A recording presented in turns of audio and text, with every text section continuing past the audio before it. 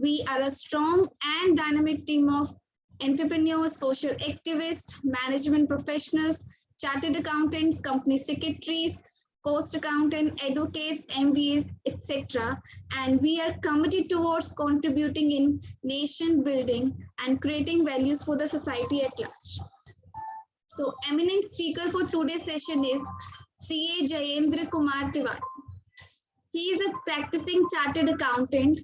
He is a faculty member of NACIN, National Academy of Customs, Indirect Tax and Narcotics, and various GST commissioners. A special invitee in GST and Indirects Committee of ICI, the Institute of Chartered Accountants of India, 2019 to 20. He is a certificate arbitrator on ICI panel, and J.K. Tiwari ji has conducted various seminars and training programs for trade forums and study circle at ICI, and he possesses a wide range of experience in indirect tax litigation at various forums and before tax tribunals. So I would like to invite J.K. Tiwari ji for moving forward to the session. Thank you, Indrajit. Hoping I am audible to all of you. A very good evening to all the participants. Thank you, JPA. Thank you, esteemed members from the different parts of the country.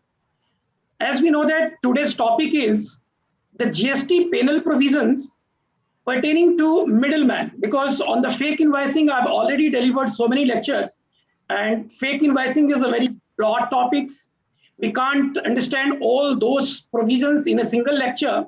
So on today's lecture, I mainly focused on the provisions pertaining to a middleman. आज के पूरी lecture में हम ये समझेंगे कि middleman का क्या रोल होता है, पेनल प्रोविजंस क्या होते हैं. पहले जब 1 जुलाई 2017 को इंट्रोड्यूस किया गया जीएसटी लॉ, तो क्या था, इन बिटवीन डिफरेंट अमेंडमेंट्स है, उस अमेंडमेंट में कैसे लॉ को स्टिक किया गया, क्या पहले में जो किया और आज में जो अगर एक्शन करता है एज अ मिडलमैन, तो हम डिफरेंट सिचुएशंस को कवर करेंगे. सबसे पहले इसको समझने के लिए हम एक एग्जांपल आपके जरिए समझाने की कोशिश करेंगे, और मैं सभी पार्टिसिपेंट से रिक्वेस्ट करेंगे कि वो चैट बॉक्स में रिप्लाई जरूर करते रहें. हम कोई पीपीटी शेयर नॉर्मली नहीं करते हैं, हम एक प्रैक्टिकल केस लेते हैं और प्रैक्टिकल केस से लॉ को रिलेट करते हैं और फिर उसको अंडरस्टैंड करने की कोशिश करते हैं. एक एग्जांपल लेते हैं. There is a source company S, source company that is supplier. There is a recipient company R. There are two different companies. One name is S and another one is R. S is supplier and R is here recipient. अब ऐसा कई बार होता है कि S और R के बीच में transactions directly भी हो सकता है. उस S और R के ट्रांजेक्शंस को रोटेट करने के लिए हमें किसी पर्सन की जरूरी होती है, जिसको हम अभी टर्म दे रहे हैं मिडलमैन, इंटरमीडियरी भी कई बार हम कहते हैं. अब एस और आर के बीच में एस कोई लेटेस्ट, मैं कह रहा हूं कि सीमेंट का वो ट्रेडिंग करता है. My humble request to the participants, please mute your mic. In between अगर आपकी कोई क्वेरी होगी तो डेफिनेटली हम उसको लेंगे और डिस्कस करेंगे. हम अपने एग्जांपल में चर्चा कर रहे थे कि two different companies are there. One company is S, source company, supplier company, and another company is a recipient company, that name is R. S और R के बीच में जो ट्रांजेक्शंस को एकोमोडेट करने के लिए एक मास्टरमाइंड आता है M, और वो सोर्स कंपनी S को कुछ गलत राय देता है, मशवरा देता है, एडवाइस देता है, और क्या कहता है, जैसे हम अपने एग्जांपल में कहा कि सोर्स कंपनी जो S है, that source company is doing a business of cement trading. अब आपको पता है कि सीमेंट के व्यापार में नॉर्मली क्या होता है कि बहुत सारे जो हमारे सेल्स होते हैं कैश में भी होते हैं, और बहुत सारे सेल्स जो होते हैं अकाउंट पे चेक से होता है. अब एक मास्टरमाइंड एम आता है और वो कहता है कि whatever you made sales in a cash, you raise invoice on my firms. उन्होंने एक्स वाई जेड 3 फर्में बनाया. किसने? मास्टरमाइंड एम ने. एम एक मास्टरमाइंड है जिसके नाम पर कोई कागज नहीं है. वो सोर्स कंपनी एस को कहता है कि जो आप कैश में सेल कर रहे हो, वो कैश की सेल का जो रिसीट है आप मुझे B2B दिखा दो, और वो जो XYZ फर्में बनी हैं वो XYZ फर्म में फिर R जैसे हमने रिसिपिएंट कंपनी का R को वो सप्लाई दिया। अब मैं एक सिंपल प्रश्न आपसे पूछूं, यहाँ पे जो एक व्यक्ति मिडिलमैन एम है, इसके नाम पर नहीं कोई जीएसटी का रजिस्ट्रेशन है, नहीं वो टैक्सेबल पर्सन यानी कि आने वाले होने वाला है, मतलब दोनों ही वर्ड से, नहीं ये रजिस्टर्ड पर्सन है और नहीं ये टैक्सेबल पर्सन है, यानी as per the provisions of GST ये जो मिडिलमैन एम है वो रजिस्टर्ड पर्सन नहीं है, टैक्सेबल पर्सन नहीं है। तो जब हम टैक्सेबल और रजिस्टर्ड पर्सन नहीं है, अगर ये कोई भी ऐसी अनलॉफुल एक्टिविटीज करता है, डुबियस ट्रांजैक्शन कराता है एस और आर के बीच में, तो सबसे पहले सवाल आता है कि सर कौन सा सेक्शन है जो इस एम पर इन्वोक होता है। इस एम को पहले दो में करेंगे, एक पेनाल्टी प्रोविजन है और एक प्रोसिक्यूशन। तो हम सबसे पहले पेनाल्टी पे आते हैं कि ये मिडिलमैन है जो एस को ये कहता है कि आप मेरे जो द्वारा बनाई गई फर्म XYZ है उसको क्या करो, बिल रेज कर दो। अब एम यहाँ पर कोई रजिस्टर्ड पर्सन नहीं है, टैक्सेबल पर्सन नहीं है, इट मींस यहाँ पे 122 1 एप्लीकेबल नहीं होगा, 122 2 एप्लीकेबल नहीं होगा, मींस 122 1 और 122 2 दोनों ही प्रोविजंस की जब हम बात करते हैं तो एक टैक्सेबल की बात करता है और एक रजिस्टर्ड की, यानी 122 1 कहता है कि ये पेनल्टी की प्रोविजंस तभी एप्लीकेबल होगा जब आप रजिस्टर्ड होगे। हमने अपने एग्जांपल में जो मास्टरमाइंड एम बताया वो रजिस्टर्ड पर्सन नहीं है, और अगर जब वो रजिस्टर्ड पर्सन नहीं है इसका मतलब उस पे 122 1 और 122 2 की कोई प्रोविजंस एप्लीकेबल नहीं होंगे। अभी हम पेनल्टी प्रोविजंस की बात करते हैं, तो सर क्या एप्लीकेबल होगा, उस पर एप्लीकेबल होगा 122 3, 122 सबसेक्शन 3 एप्लीकेबल होगा, क्योंकि मास्टरमाइंड है, कोई रजिस्टर्ड पर्सन नहीं है। अब 122 3 की प्रोविजन क्या कहता है कि अगर एस और आर के बीच में कोई ट्रांजैक्शन होता है और उस ट्रांजैक्शंस को करने के बीच में कोई दूसरी फर्में आती है या एस और आर के बीच में, ऐसा कई बार होगा कि वो भी फेक इनवॉइस हो सकता है। लाइकवाइज में एग्जांपल में फिर से एक अमेंडमेंट करता हूं, हमने कहा XYZ फर्मों से नहीं सप्लाई दिया गया, सप्लाई एस से डायरेक्टली आर को दिया गया, और जो एस ने कैश में सेल किया वो डायरेक्टली आर के नाम पे बिल रेज कर दिया। This is also a fake invoice because the provision of section 16 subsection 2 is not satisfied. 16(2) की कंडीशन जो है actual supply of goods and services यहाँ पे फुलफिल नहीं हो रहा है, तो ये भी एक मैटर है फेक इनवॉइसेस का। तो जब भी एम इस तरह की कोई ट्रांजैक्शन रोटेट कराता है तो उसपे जो सेक्शन एप्लीकेबल होता है वो सेक्शन एप्लीकेबल होगा 122 3। अब कह रहे हैं ठीक है, कोई मास्टरमाइंड एम है जिसने एस और आर या अभी XYZ फर्मों के भी बारे में भी डिटेल आएंगे, अभी हम सिर्फ मिडिलमैन की बात करें। अब मिडिलमैन अगर पकड़ा जाता है, DGGI, एंटी एविजन या कोई कमिश्नरेट ने कोई केस बुक किया और वो कहता है कि मिडिलमैन एम जो है एस और आर के बीच में कोई डुबियस ट्रांजैक्शन कराया, कोई एक फेक इनवॉइस इशू कराया, तो एम के ऊपर क्या पेनल्टी मैक्सिमम होगी। तो मैंने कहा कि इस पेनल्टी को समझने के लिए पहले समझना पड़ेगा कि पेनल्टी की सेक्शंस कौन से। तो पेनल्टी पर्पस के लिए सेक्शन है 122। 122 में हमने कहा कि रजिस्टर्ड और टैक्सेबल की जब हम बात करें तो 122 और 122 1 अप्लाई होता है। ये जो एम बनता है वो अनरजिस्टर्ड है, यहाँ पे जो प्रोविजन अप्लाई होगा 122 3 अप्लाई होगा। यानी कि अगर मिडिलमैन पकड़ा जाता है तो सिंपली उस पर 25,000 की एक पेनल्टी होगी और 25,000 की पेनल्टी पे करके वो फ्री हो जाएगा। अभी हमने पनिशमेंट की बात नहीं की, प्रोसिक्यूशन क्या होगा, पेनल्टी की बात की। इसका मतलब कि अगर कोई भी केसेस डिपार्टमेंट के द्वारा बुक किया गया विद DGGI, एंटी एविजन और any commissionerate under GST even by the state authorities, और अगर वो मिडिलमैन है तो बिंग अ मिडिलमैन उस पे मैक्सिमम पेनल्टी जो इम्पोज की जाएगी वो होगा कितने का, 25,000 रुपए का, उससे ज्यादा नहीं हो सकता। अब जैसे ही इस तरह की घटना जब डिपार्टमेंट को ये समझ आई कि इस पूरे रैकेट में एस और आर के बीच में ये पूरी जो रैकेट चलाने वाले डुबियस ट्रांजैक्शन करने वाला जो मास्टरमाइंड है वो तो बहुत मोटा कमीशन कट करता है, बहुत इसकी पार्ट की जो कमीशन को वो रिटेन करता है, और वो फ्री किस तरह से हो रहा है, नियरली 25,000 की पेनल्टी पे। तो उन्होंने लॉ को अमेंड किया। अब ध्यान से सुनिएगा अमेंडमेंट और कब से एप्लीकेबल है और क्या इसका इफेक्ट किस डेट से होगा। फिनांस बिल 2020 में एक अमेंडमेंट आया, फिनांस बिल 2020 में एक अमेंडमेंट आया। क्या अमेंडमेंट आया, उसमें अमेंडमेंट किया गया कि अगर कोई अभी हमने क्या कहा कि आप अगर 122 1 और 2 में नहीं तो 3 में जाओगे, तो एक इंसाइट किया गया क्या 122 1 कैपिटल ए। ध्यान से समझिएगा, बहुत ही इंपॉर्टेंट सेक्शन है, सेक्शन 122 1 कैपिटल ए। पहले जो व्यक्ति मेरली 25,000 की पेनल्टी से बच जाता था, अब वो नहीं बच सकता। यानी पिछले साल के अप्रैल से इसकी इफेक्टिवनेस हो गई है। अगर कोई मिडिलमैन एस और आर के बीच में कोई ट्रांजैक्शन कराता है, तो वो अगर एज अ मिडिलमैन उस पर चार्ज इन्वोक होता है, तो वो 122(3) में ही नहीं, अब 122(1) में भी। जैसे ही 122 1 कैपिटल ए की प्रोविजन एप्लीकेबल होता है, अब सुनिए उसकी क्या इम्प्लीकेशन होगा, क्या क्या प्रोविजन उस पर एप्लीकेबल, क्या 25,000 से बाहर। 122(1) ए कहता है कि अगर कोई पर्सन यानी एनी पर्सन में वो हो सकता है कोई प्रोफेशनल हो, कोई नॉन प्रोफेशनल हो, कोई भी हो सकता है, chartered accountant, company secretary, advocate, any person, उस कंपनी का डायरेक्टर, उस कंपनी का कोई employee. I just once again request to mute the mic. Tiwari sir, speak the sentence and mute all the participants.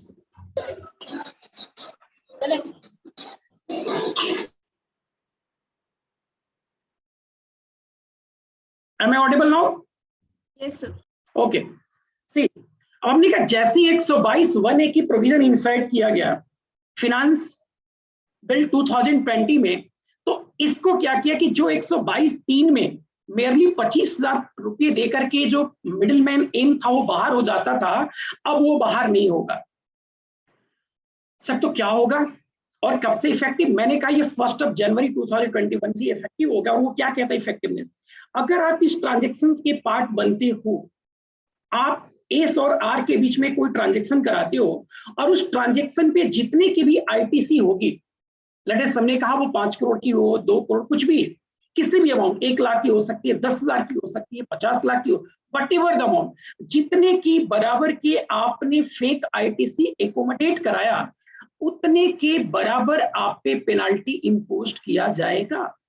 यानी पहले के केस में अगर 50 करोड़ की भी अगर उसने फेक आईटीसी, यानी 1 जनवरी 21 के पहले कोई मिडिल मैन के चार्ज में उसको चार्ज फ्रेम करता है डिपार्टमेंट, तो जो उस पर मैक्सिमम पेनाल्टी इंपोज किया जाएगा डिपार्टमेंट के द्वारा, वो 25,000 से ज्यादा नहीं हो सकता। अभी हम प्रैक्टिकली भी आएंगे डिपार्टमेंट कर क्या रहा है, पर लॉ को पहले ज्यादा समझना जरूरी है। लॉ में क्या लिखा है उसी के हिसाब से डिपार्टमेंट तो बहुत कुछ करता है, आपको भी पता है, लेकिन जो कुछ भी करेगा जब ये मैटर कोर्ट में जाएगा तो हर चीज क्या चलेगा, लॉ से और एविडेंसेस से चलेगा। हमने कहा कोई भी केसेस अगर आपके बिफोर अमेंडमेंट एप्लीकेबल हुआ है, कोई भी केसेस बिफोर अमेंडमेंट अगर किया गया, और एक चीज और यहाँ पे नोट कराऊं आपको, ये जितने भी अमेंडमेंट से कभी भी रेट्रोस्पेक्टिव अमेंडमेंट नहीं हो सकते, क्योंकि ये सारे के सारे अमेंडमेंट किस नेचर के हैं, ये पेनल प्रोविजंस के अमेंडमेंट है, और पेनल प्रोविजंस के अमेंडमेंट कभी भी रेट्रोस्पेक्टिवली अमेंड नहीं किया जा सकता। हमेशा इसकी जो अमेंडमेंट होगी प्रोस्पेक्टिवली होगी। इसका मतलब जो फिनांस बिल 2020 में 122(1) की बात की गई, किसी भी हालात में इसको 1 जुलाई 17 से एप्लीकेबल नहीं कर सकते। यानी ये तभी से इफेक्टिव होगा जिस दिन से इसकी अमेंडमेंट प्रोस्पेक्टिवली अमेंड हुआ। यानी कोई भी ट्रांजैक्शन बिफोर अमेंडमेंट अगर मास्टरमाइंड ने कराया है, तो उस पे मैक्सिमम जो पेनाल्टी लेविड होगा वो कितने की होगी, नियरली 25,000 का होगा, उससे ज्यादा नहीं हो सकता। मैंने कहा जैसे ही अमेंडमेंट हो गया तो क्या हो सकता है, अब जो अमेंडमेंट होने के बाद जो मैक्सिमम पेनाल्टी होगी, जितने की आपने टैक्स इवेजन कराया, मींस जितने का उसने फेक आईटीसी, किसने, रेसिपिएंट ने क्लेम किया, उतने की फेक आईटीसी के बराबर की पेनाल्टी किस पे लगाया जा सकता है, मिडिलमैन एम पर। अगर उस फेक आईटीसी की अमाउंट 5 करोड़ से ऊपर है, तो अभी हम 132 पे भी आ रहे हैं, तो वहां उसकी अरेस्टिंग की भी प्रोविजंस एप्लीकेबल होता है। अब 122 में हमने आपको समझाया कि अगर पहले कोई भी अगर किसी मिडिलमैन ने कोई किसी तरह की डुबियस ट्रांजैक्शन कराया, तो उस पे मैक्सिमम पेनाल्टी 25,000 होगा, उससे ज्यादा नहीं होगा फर्स्ट टाइम के केस में। जैसे ही अमेंडमेंट हो गया, मैंने कहा वो मैक्सिमम पेनाल्टी कितना हो सकता है, जितना की टैक्स की इवेजन है। अब दूसरा इसमें सबसे इंपॉर्टेंट बात आता है कि ये तो पेनाल्टी की होगी बात, अब इस पे पनिशमेंट भी है आपको। प्रोसिक्यूशन भी है इस पे। तो प्रोसिक्यूशन की प्रोविजन क्या कहता है? So understand the provisions of prosecution, we need to read 132। Prosecution की कॉन्सेप्ट को समझने के लिए 132 रीड करना पड़ेगा। अब फिर से मैं आपको रिपीट करूं, 132 के सभी प्रोविजंस पे मैं नहीं जाऊंगा, क्योंकि 132 में हम एस पे भी बात करेंगे, आर पर भी बात करेंगे, लेकिन एस आर की बात हम आज नहीं करेंगे। सिर्फ और सिर्फ हम किसकी बात करें? मिडिल मैन एम, जो सोर्स कंपनी एस और रेसिपिएंट कंपनी आर के बीच में कोई एकोमोडेशन कराया। अगर आप फिनांस बिल 2020 की अमेंडमेंट की पहले की लाइन को पढ़े 132 में, तो वहां वर्ड क्या लिखा? सिंपली लिखा whosoever। अब whosoever का अलग अलग मीनिंग निकला। अब डिपार्टमेंट का मतलब था कि यहाँ पे एनी पर्सन भी था, प्रोफेशनल्स के जो एक्सपर्ट थे, जो ओपिनियन थी, उनका मानना था कि नहीं, ये नहीं थी, और ये मेरा भी मानना था कि नहीं, whosoever में एनी पर्सन नहीं थे। और एनी पर्सन की प्रोविजंस की जब पता है 132 बी में वो कवर्ड होते हैं, और उसकी मैक्सिमम प्रोसिक्यूशन जो है 6 मंथ्स की। यानी एनी अदर की जो कंडीशन है 132 के 1 में प्रोविजंस में कभी जो 21 ऑफेंसेस है उसमें फॉल नहीं कर रहा, वो अदर में जाता है। अदर के केस में पहले जो था वो मैक्सिमम जो पनिशमेंट हो सकता था और होगा वो आपकी मेरी 6 मंथ्स का होगा। लेकिन जैसे ही अमेंडमेंट आया किस सेक्शन में? 132 में। अब जो 132 की ना, देखो किसी भी अमेंडमेंट को पढ़ने के लिए, चाहे वो इनकम टैक्स का हो, चाहे वो जीएसटी का हो, एक आपने वर्ड सुना होगा MEB, memorandum explaining the bill. उससे पता चलता है कि इस अमेंडमेंट का लाने का मकसद क्या है। जब MEB पढ़ते हैं clause 125 of the finance bill 2020, तो वहां उस वर्डिंग से पता चलता है कि हाँ, ये डिपार्टमेंट को, ये सरकार को अब पता चला कि अगर ये whosoever का मीनिंग अगर हम रीड कर रहे हैं तो ये उन पे अप्लाई हो रहा है जो एस और आर है, मींस जो सप्लायर है और जो रेसिपिएंट है, यानी रजिस्टर्ड पर्सन और टैक्सेबल पर्सन। जो अदर पर्सन है वो तो इससे बाहर हो जा रहे हैं। तो उन्होंने कहा कि नहीं, अब कोई भी पर्सन जो इस ट्रांजेक्शन्स को करने में मदद करता है, असिस्ट करता है, और उस ट्रांजेक्शन को करने से कोई भी बेनिफिट अवेल करता है, कोई बेनिफिशियरी होता है, यानी उस ट्रांजेक्शन में लाइक वो कमीशन रिसीव करता है, कोई भी किसी भी प्रकार से मॉनेटरी ट्रांजेक्शंस वो करा करके कोई मॉनेटरी बेनिफिट अवेल करता है, तो अब वो as per the provision of finance bill 2020 amendment under section 132 अब उसको कवर्ड कर दिया गया। मतलब फिर से मीनिंग दिया भाई, अगर वो मिडिल मैन एम की कोई भी केस बुक किया जा रहा है ऑन और बिफोर 31 ऑफ दिसंबर 2020, तो उस पे मैक्सिमम पेनाल्टी जैसे 25,000 बोला, हमने उसी तरह से प्रोसिक्यूशन उस पे मैक्सिमम कितना हो सकता है? 6 मंथ्स का। बट ऑन और after the prospective amendment of section 132, जो एस और आर पे लाइक अगर 5 करोड़ से ऊपर का टैक्स इवेजन है तो आपको मैक्सिमम 5 इयर्स तक इम्प्रिजनमेंट हो सकती है। साथ ही साथ टैक्स, यानी दोनों साथ साथ चलेंगे, सिविल लायबिलिटीज भी और क्रिमिनल लायबिलिटीज भी। लेकिन अगर मिडिल मैन एम कोई 31 दिसंबर 20 तक कोई इस तरह की ट्रांजेक्शन्स करने में मदद किया, वो प्रोफेशनल नॉन प्रोफेशनल कोई भी हो सकता है, कंपनी का डायरेक्टर, कंपनी का एम्प्लॉय, कंपनी का अकाउंटेंट, तो मैक्सिमम उस पर पेनाल्टी हमने क्या कहा कितना हो सकता है? 25,000। मैक्सिमम उसको पनिशमेंट कितनी हो सकती है? प्रोसिक्यूशन कितने पीरियड का? 6 मंथ्स का। बट ऑन और आफ्टर 1 जनवरी 2021 वो अब क्या हो सकता है? Just equivalent to the amount of tax evasion and prosecution is just equivalent to S and R, means 5 years.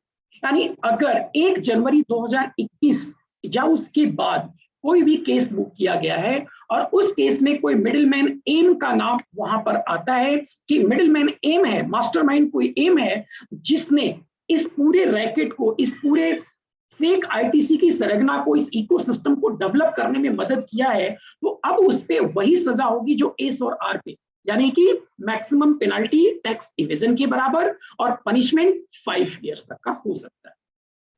ये तो बात तब हुई।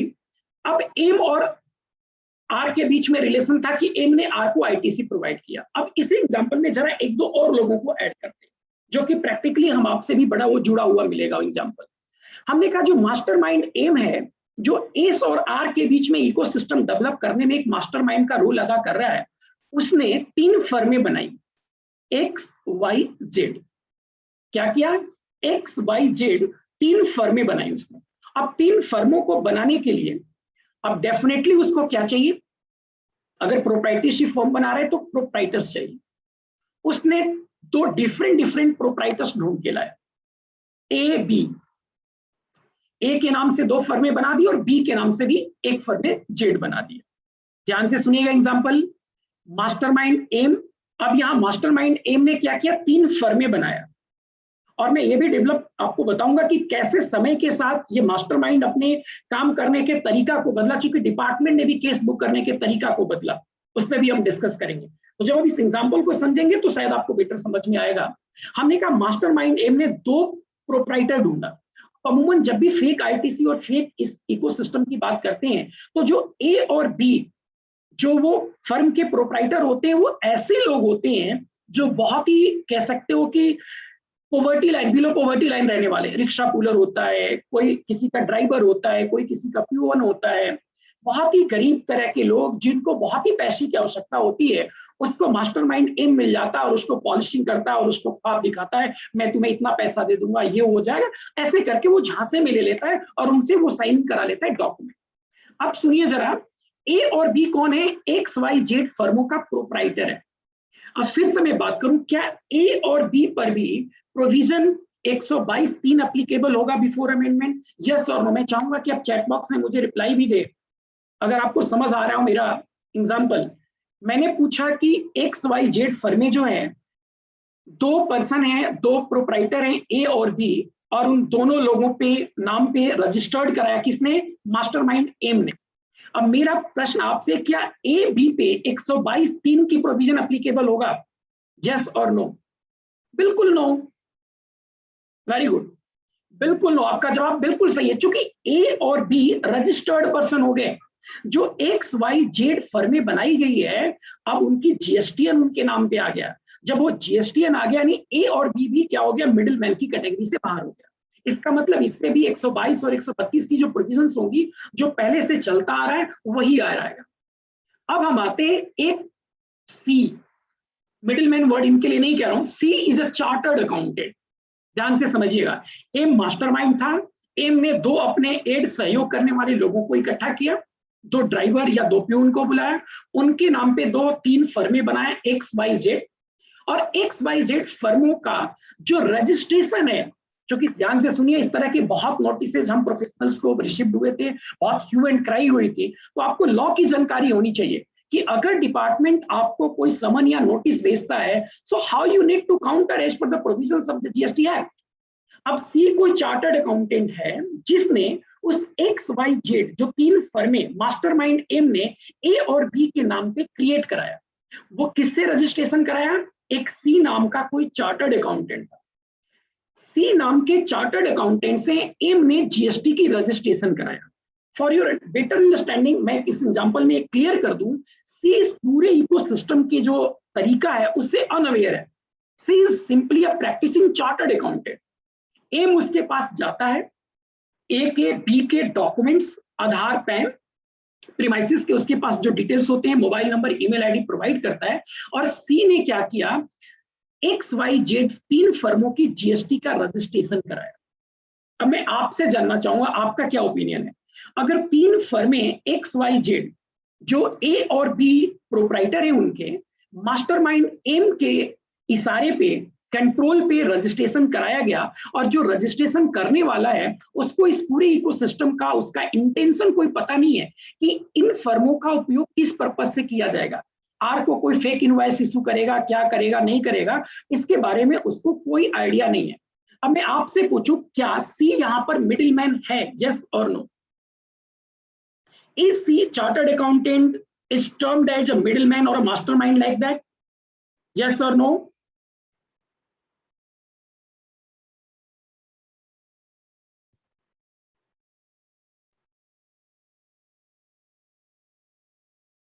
Please reply. एक जवाब आया no. Any more reply? बिल्कुल सर, सी का यहां पे कोई मास्टरमाइंड से लेना देना नहीं है। सी एक अपनी प्रोफेशनल कैपेसिटी में ए बी के नाम के डॉक्यूमेंट्स को चेक करता है और उसके नाम पे कोई एक्स वाई जेड फर्म में रजिस्टर्ड करता है। So merely making a GSTN or getting a registration of XYZ firm by C is not like a middleman. वो तो एक अपने प्रोफेशनल कैपेसिटी में काम करता है, उसको क्या पता कि इसका यूज जो है वो आगे चल करके फेक इनवॉइसिंग पर्पस से किया जाएगा, यानी फेक बिल रेज करने की पर्पस से किया जाएगा।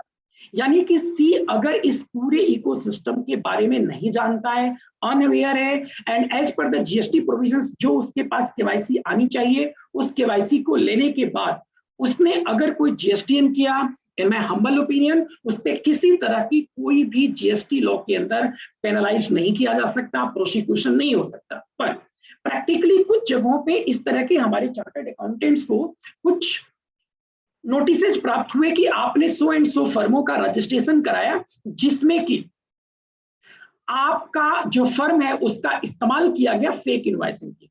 My dear friends, my dear colleagues, junior, senior and my own colleagues, आपको इसमें किसी भी तरह की परेशान होने की जरूरी नहीं है। अगर आपके पास भी किसी तरह की कोई ऐसी समन नोटिसेज आते हैं डिपार्टमेंट के द्वारा जिसमें यह प्राप्त होता है कि हाँ आपने कोई वो XYZ 3 फर्में है उसकी रजिस्ट्रेशन आपने कराया और उस रजिस्ट्रेशन का आगे चल करके उस मास्टरमाइंड एम ने इस्तेमाल किस चीज में किया, फेक बिल इशू करने में किया, आपको डेफिनेटली कई बार डिपार्टमेंट समन कर देता है। लेकिन मैं फिर दावे के साथ कह सकता हूं आप पे किसी भी तरह की 122(3) या एज अमेंडेड 122(1)A और 132 किसी भी प्रोविजंस में आप पे चार्ज नहीं किया जा सकता है। रीजन इज वेरी सिंपल, आपका इंटेंशन उस इकोसिस्टम के डेवलप करने का पार्ट ना हो, यानी आप उस मास्टरमाइंड के उस पूरे इकोसिस्टम के काम करने तरीके में मदद करने वाले ना हो।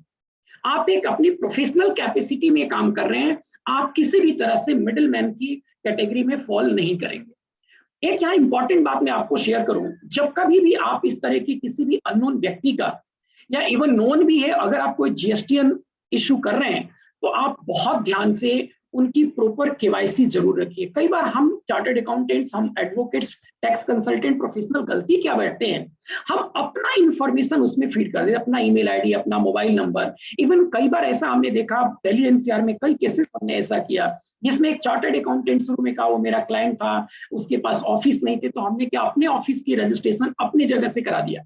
यानी आपने जो प्लेस ऑफ सप्लाई का बिजनेस है अपना, अपने रेंटल या आपका ओन है, तो आपने उसको अलाउ कर दिया, एनओसी दे दिया, किस चीज के लिए कि आप इसमें बिजनेस करो। आपने गुड फेथ में इस तरह का काम कर दिया और वो व्यक्ति आगे चल करके उस फर्म का इस्तेमाल किस पर्पस से कर रहा है, उसका इस्तेमाल जो कर रहा है वो फेक इनवॉइसिंग पर्पस के लिए।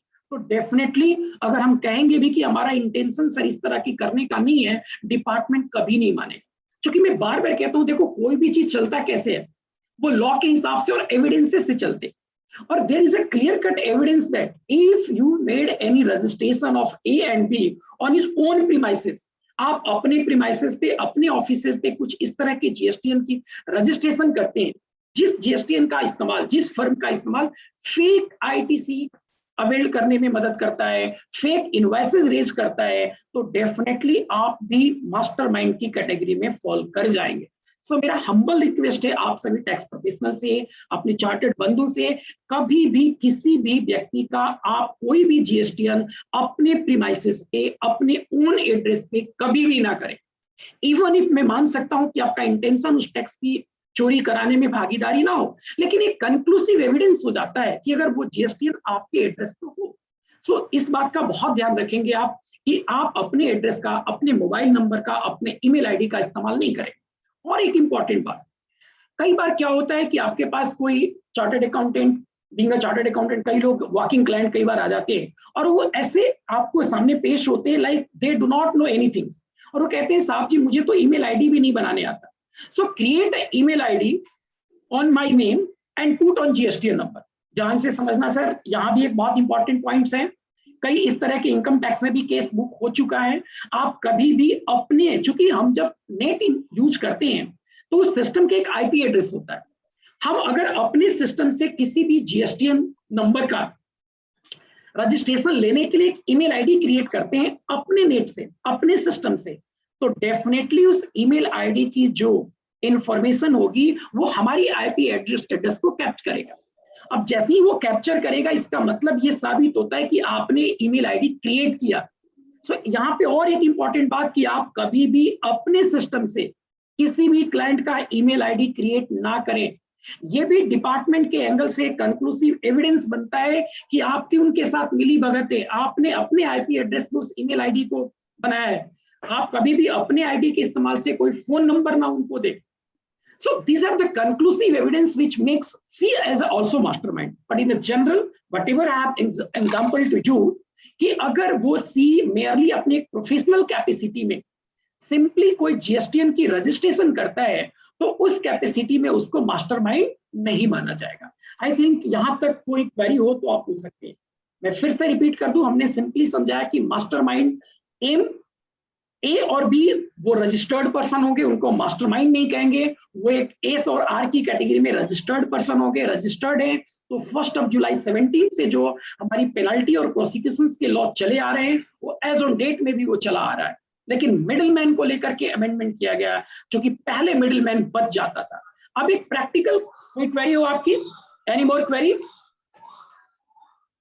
बहुत बहुत अच्छा Tiwari ji, it's really going fantabulous and the way you have presented is amazing. अक्सर हम लोग ये गलतियां करते हैं कि जब हम रजिस्ट्रेशन कर रहे होते हैं तो हमने अपना ईमेल आईडी और मोबाइल नंबर डाल देते हैं फॉर ईज ऑफ ओटीपी कि चलो कौन क्लाइंट से पूछे।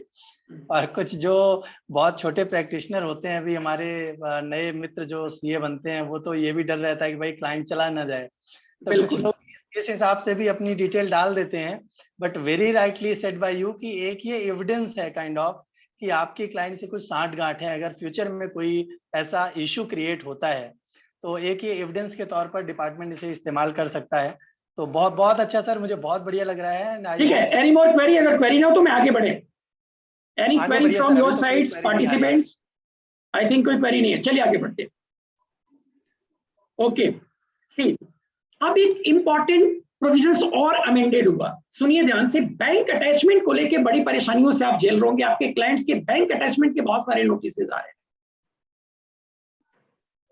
आपके भी कई क्लाइंट्स होंगे जिनके बैंक अटैच हो गए। अब मैं कह रहा हूं इसी में एस सोर्स कंपनी है, आर रेसिपिएंट है और एम कोई मास्टरमाइंड है। एम के दो एड है, गुर्गे जिसको कह सकते हो, मददगार हैं, जिन्होंने अपने नाम पे अपनी आईडी का उपयोग करने दिया, बैंक अकाउंट उनके नाम पे ओपन हुआ। और सी कोई चार्टर्ड अकाउंटेंट है जिसने उस फर्मों की रजिस्ट्रेशन कराया। मैंने कहा सी वहां पे कोई मिडिलमैन नहीं है। अब क्या होता है कि जब भी इस तरह की केसेस बुक होते हैं, डिपार्टमेंट बुक करता है। इसे एग्जांपल में लेते हैं कि एक्स फर्म ने आर को कोई बिल रेज किया, एक्स फर्म ने आर को कोई बिल रेज किया। अब यहां इस एग्जांपल में आप देखें, एक्स वाई जेड जो मास्टरमाइंड एम ने फर्म तैयार किया था, इसको हम कहते हैं नॉन एग्जिस्टेंट फर्म। क्योंकि कागजों में ये फर्म बनी है, एक्स का कोई एक्चुअल बिजनेस से लेना देना नहीं है। उसने एस सोर्स कंपनियों से फेक आईटीसी अपने नाम पे लिया और आगे वो पास ऑन कर देता है रेसिपिएंट कंपनी लाइज आर को।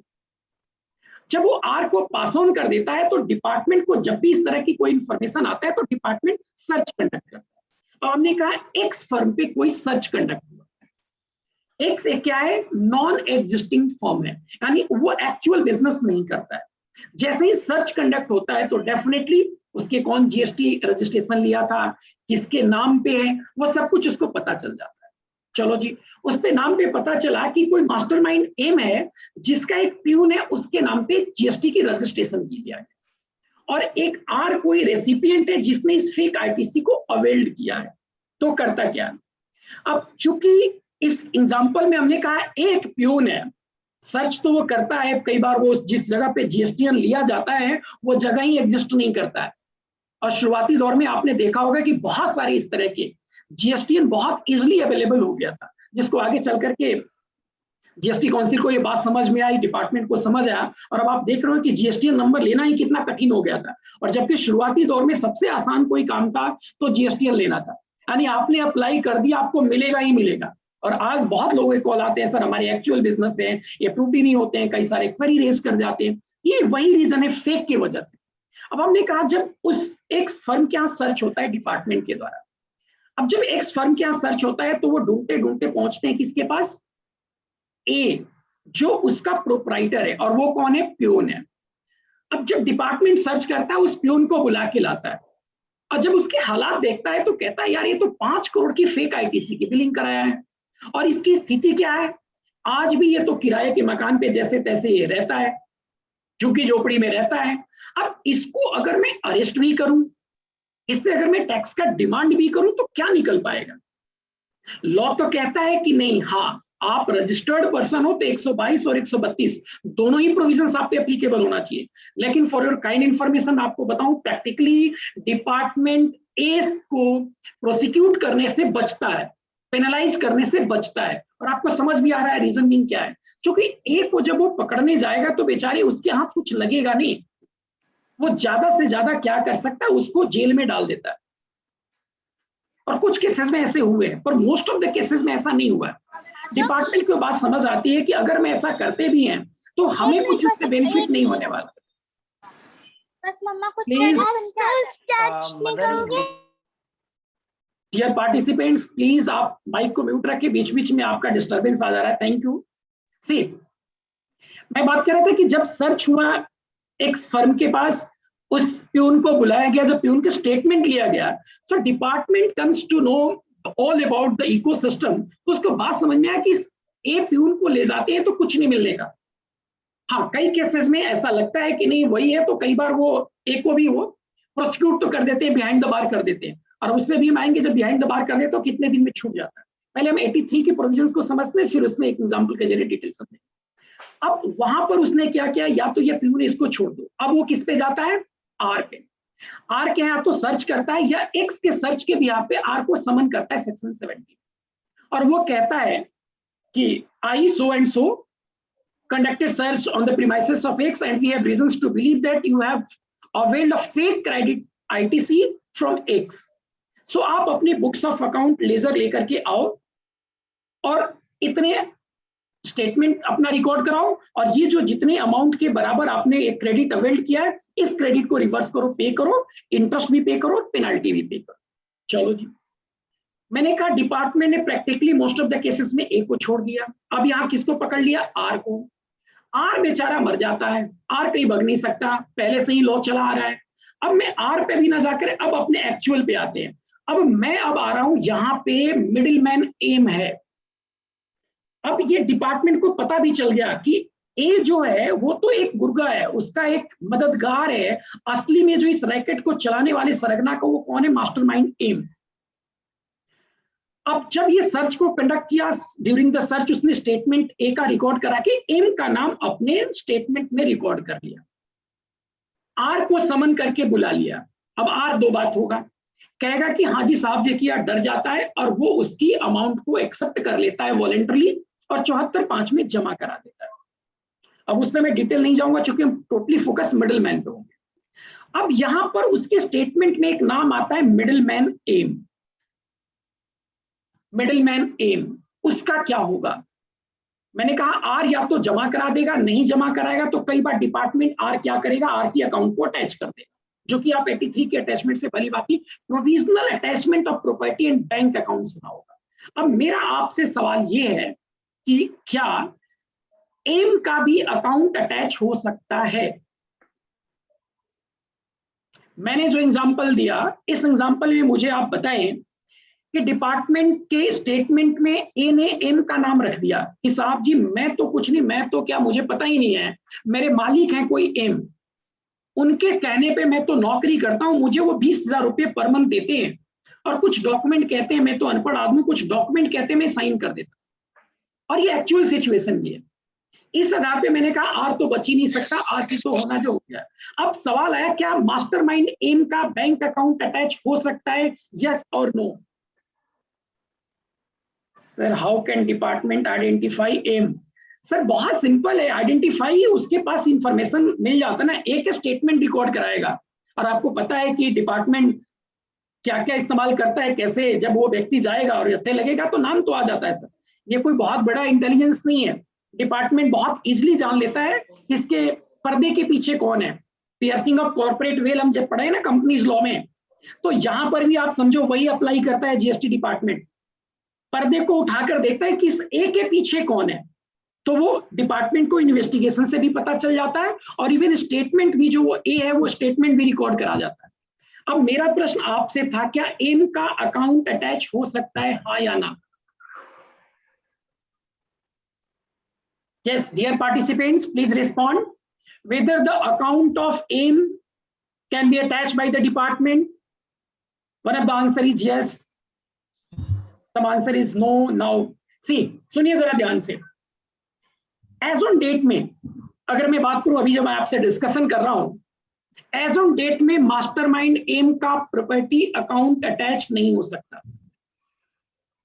एम को 122(1) में कवर्ड कर दिया गया, जिसकी वजह से उसको पेनाल्टी लगाया जा सकता है, किसने के बराबर? टैक्स अमाउंट के बराबर। 5 करोड़ से ऊपर की टैक्स इवेजन उसने कराया है, उसकी अरेस्टिंग हो सकती है। अटैचमेंट के लिए हमें सेक्शन 83 पढ़ना पड़ेगा, और 83 में भी जो बात लिखी गई है वो किसकी बात करता है? रजिस्टर्ड पर्सन की बात करता है। लेकिन फिनांस बिल 2021 में एक बहुत ही इंपॉर्टेंट अमेंडमेंट इंसर्ट किया गया। फिनांस बिल 2021, याद रखिए, जो हमने पहले अमेंडमेंट की बात की थी वो फिनांस बिल 2020। अब मैं जो आपसे अमेंडमेंट की चर्चा कर रहा हूं वो कौन सा अमेंडमेंट है? फिनांस बिल 2021, जो कि दोनों हाउसेस से पास तो कर दिया गया है पर अभी भी वो नोटिफाइड नहीं हुआ है।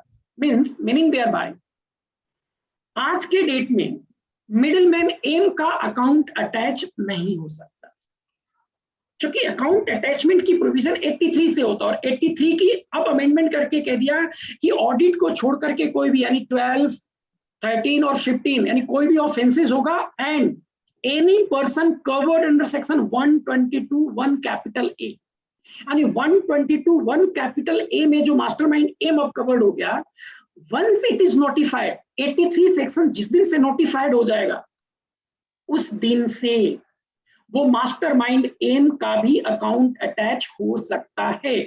मीनिंग देयर बाय अगर कोई प्रोफेशनल इस पूरे इकोसिस्टम को डेवलप कराता है जिसके नाम पे अपना कोई जीएसटी नंबर नहीं है, उसने अपने प्यून, ड्राइवर या किसी अपने कलीग्स या अपने कोई रिलेटिव्स या अपने फैमिली मेंबर के नाम पे उसने फर्मे बनाया, उसने इस तरह की फेक आईटीसी को पास ऑन कराया, तो जो मिडिलमैन एम, मास्टरमाइंड एम यहां पर है, उसकी भी अकाउंट अटैचमेंट तभी हो सकती है जिस दिन 83 की नोटिफिकेशन आ जाएगा, नोटिफाइड कर दिया जाए, इफेक्टिव हो जाएगा। इट मींस लॉ ने अमेंडमेंट तो कर दिया है, सिर्फ इंतजार है इसकी, किसकी? इफेक्टिवनेस की। जिस दिन से इसको इफेक्टिव कर दिया जाएगा उस तारीख से आप मास्टरमाइंड एम है तो आपका भी अकाउंट अटैच हो सकता है। यानी मेरे एग्जांपल में जो एम है, अब एम का भी अकाउंट अटैच हो सकता था, जबकि पहले अकाउंट अटैचमेंट की जब हम बात करते हैं तो जब कभी भी अकाउंट अटैच होता है तो किसका होगा? जो रजिस्टर्ड पर्सन, यानी हमारे एग्जांपल में कौन? आर ने फेक आईटीसी अवेल्ड किया, और अगर आर ने फेक आईटीसी अवेल्ड किया तो अकाउंट की अटैचमेंट जो होगा वो किसका होगा? आर का ही होगा। या एस कोई सप्लायर है, उसने कोई प्रोवाइड किया, इवन उसका भी हो सकता है, यानी दोनों ही रजिस्टर्ड पर्सन है, उनका होगा। लेकिन जैसे ही ये सेक्शन 83 की जो प्रपोज्ड अमेंडमेंट फिनांस बिल 2021 में किया गया इफेक्टिव हो जाएगा, उस तारीख से अब एम मास्टरमाइंड का भी अकाउंट अटैच हो सकता है। एंड मैंने जैसे एग्जांपल में दिया चार्टर्ड अकाउंटेंट, अगर वो सी चार्टर्ड अकाउंटेंट जिसने इस इकोसिस्टम को डेवलप कराया, और मैं हाइपोथेटिकली ये मान लेता हूं कि वो चार्टर्ड अकाउंटेंट भी उसका पार्ट है, उस इकोसिस्टम को डेवलप करने में उसने मदद किया है, उसने ही इस पूरे सिस्टम को कराने में गाइडेंस दिया है, तो वो चार्टर्ड अकाउंटेंट का भी अकाउंट अटैच हो सकता है once the provision of 83 is applicable. लेकिन एज ऑन डेट में अगर मैं आपसे बात करूं तो नहीं, अभी मास्टरमाइंड का अभी कोई भी एनी पर्सन जो उससे एसोसिएटेड है, प्लीज आप माइक को बार-बार कीजिए।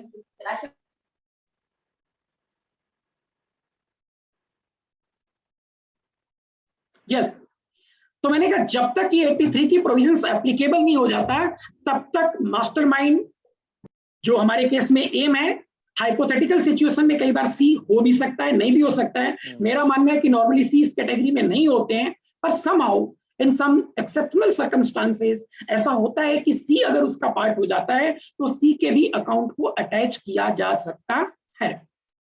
ये हमारी प्रोविजंस पहले और अब की, ये हमने चेंजेस आपको बताया, यानी पहले क्या था और अब क्या था। अब हम एक प्रैक्टिकल केस लेते हैं और उस केस के जरिए समझने की कोशिश करते हैं कि डिपार्टमेंट कैसे केस को बुक करता है, बुक किया तो क्या हुआ, उसका रिजल्ट एज ऑन डेट में क्या है। सुनिए जरा, अभी just second wave of pandemic के पहले एक बहुत, I can't disclose the name of the firms and the name of those cases, although PIB में और प्रेस इंफॉर्मेशन में वो सारे इंफॉर्मेशन आपको शेयर किए जाते हैं डिपार्टमेंट के द्वारा, बट मैं नॉर्मली वो नाम नहीं डिस्क्लोज करता।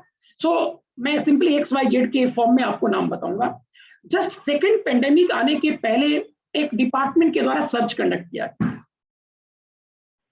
एक इतना स्मार्ट मास्टरमाइंड था। सुनिए, जो ASR का एग्जांपल लिया उसी पे मैं एग्जांपल दे रहा हूं। मास्टरमाइंड कौन था? एम। वो कभी भी किसी व्यक्ति से मिलता नहीं था। जब कभी भी वो बात करता था, फॉरेन सिम उसने बाहर के सिम मंगा रखे थे और वाईफाई कॉलिंग से वो कनेक्ट करता था और कई सारे उसको मदद करने वाले डिफरेंट लोग थे जो उस बिलिंग को प्रोवाइड कराते थे। अब आपको आगे साहब जी ये डिपार्टमेंट कैसे पहुंच गया ऐसा? बहुत सारी चीजें, हमारी एक लिमिटेशन है, नहीं कह सकते, मैं हिंट अप दे रहा हूं कि कैसे वो पहुंचते हैं। There is a tool known as BIFA tools, business intelligence fraud analysis. BIFA tools के जरिए वो जैसे ही जीएसटी नंबर फीड करते हैं अपने सिस्टम में, they come to know that this firm is doing actual business और मेयरली सप्लाइंग अ बिल और merely doing a accommodation of bill. ये जो जीएसटी नंबर है वो एक्चुअल में कोई बिजनेस करता भी है कि सिर्फ बिल की काम करता है, यानी उनके पास एक इंफॉर्मेशन आता है। Number 1 BIFA tools. Number 2, GST department का एक DGRM यूनिट है जिसका काम ही है रिसर्च करना और डिफरेंट जीएसटी नंबर को एनालिटिक्स रिसर्च करके डिफरेंट कमिश्नरेट को, DGGI को, एंटी विजन को सेंड करना कि ये फर्में जो हैं ये डूबियस नेचर की ट्रांजेक्शन करें। आपके नेचर ऑफ ट्रांजेक्शन से वो समझ जाते हैं कि ये तो बंदा क्या है 10 करोड़ का ट्रांजेक्शन कर रहा है और 1 रुपए की सिंगल टैक्स नहीं पे कर रहा, कोई ई-वे बिल जनरेट नहीं हो रहा। और आपको इंफॉर्मेशन के लिए बताऊं एक बहुत इंपॉर्टेंट चेंज, आईटी का कहते हैं ना कि हमारे लिए बून भी है और कर्स भी है। मतलब जो ये मिडिलमैन, जो ये चोरी करते हैं, उनके लिए एक बहुत बड़ा अब अभिशाप है। अभी NHI के साथ डिपार्टमेंट का एक कोलैबोरेशन हुआ। नॉर्मली क्या होता है, फेक इनवॉइसेस के केसेस में वो मिडिलमैन मास्टरमाइंड जो एम होता है वो ई-वे बिल भी जनरेट करा लेता है और ई-वे बिल जनरेट मेयरली वो बुक्स में होता है, एक्चुअल में वो गाड़ियां नहीं जाती है। अब NHI, अब सोचो मैं कह रहा हूं कि दिल्ली से चल करके आगरा गुड्स गया तो आपको पता है कि आगरा और दिल्ली के बीच में टोल टैक्स पड़ेंगे या नहीं पड़ेंगे? जिस व्हीकल का नंबर डालेंगे आप, वो व्हीकल आगरा से दिल्ली उस टाइम पे पास किया था कि नहीं किया था, यानी कि वो मास्टरमाइंड एम जो है, मास्टरमाइंड एम जो है जिसने उस बिलिंग को करा रहा था, जो उस पूरे इकोसिस्टम को डेवलप कर रहा था, अगर वो कोई ई-वे बिल नंबर जनरेट करता और उसमें व्हीकल नंबर डालता है और वो व्हीकल नंबर NHI से जीएसटी डिपार्टमेंट मंगाता और कहता वो गाड़ी तो आज तक हमारे समाज से गुजरी नहीं, या उस पार्टिकुलर टाइम पे वो ट्रक गुजरी नहीं, यानी ये भी एक कंक्लूसिव एविडेंस डिपार्टमेंट के लिए हो जाता है कि आपने जो क्लेम किया है आईटीसी वो एक फेक आईटीसी है। यानी कि जो हम अभी एग्जांपल ले रहे थे कि कुछ समय पहले जो बुक केस किया गया था डिपार्टमेंट ने, और तीसरा होता है उनके कुछ इंफॉर्मेंट होते हैं, इंफॉर्मेंट के जरिए वो इंफॉर्मेशन कलेक्ट करते हैं। हमने कहा वो इतना हाई प्रोफाइल, इतना स्मार्ट मास्टरमाइंड था कि वो कभी भी किसी व्यक्ति से मिलता नहीं था, यानी उसकी कम्युनिकेशन जो है वो बड़े लिमिटेड लोगों से होता था। एक्चुअल में जो रेसिपिएंट है, एक्चुअल में जो फर्में चलाती है उन लोगों से नहीं होता था, अपने आगे कुछ लोग रखे। अब आप कहोगे साहब जी जब वो रजिस्टर्ड पर्सन ही नहीं है, जब कोई फर्म चलाता ही नहीं है, फर्म चलाने वाले ही कोई अलग है, तो वो बिहाइंड द बार कैसे गया? डिपार्टमेंट ने, I can't disclose the way they got, department उसको कैप्चर किया रेकी करके उसको कि भाई किस टाइम पे कब कहाँ रहता है और कैसे होता है। उसके यहाँ सर्च कंडक्ट किया गया। जब सर्च कंडक्ट किया गया, बहुत सारे ऐसे SIM card, wifi callings number मिले जिनसे वो बात करता था, और जिससे वो बात करता था वो कौन लोग थे? वो बिल जनरेट करते थे अपने सिस्टम से और वो प्रोवाइड करते थे, और ऑलरेडी उनकी स्टेटमेंट डिपार्टमेंट ने कर रखा था कि there is a person on whose instruction we all are doing such type of things. Middleman जो एम मास्टरमाइंड है उसके यहाँ सर्च होता है and a huge amount of cash is also recovered. जब उसके यहाँ सर्च होता है तो बहुत काफी मात्रा में कैश भी रिसीव्ड होता है और डिपार्टमेंट उसको उठा करके कहां ले जाता है, बिहाइंड द बार करता है। अब फिर से मेरा आपसे यही सवाल जो आपसे मैं डिस्कस कर रहा हूं, क्या डिपार्टमेंट उस मास्टरमाइंड एम को जेल भेज सकता है क्या, यस और नो? जो कि प्रैक्टिकली अभी 4 महीने पहले एक केस बुक हुआ था जिसमें ऐसा ही हुआ। उसके नाम पे कोई रजिस्ट्रेशन नहीं था, जो फर्में चलाते थे उन्होंने स्टेटमेंट दिया और उसके यहाँ कैश पकड़े गए, उसने एक्सेप्ट किया, कुछ चीज आपको पता है एक्सेप्ट करने का रीजन क्या होता है, और कैश बरामद हुआ। क्या डिपार्टमेंट उसको अरेस्ट कर सकता है, यस और नो? Very simple, yes.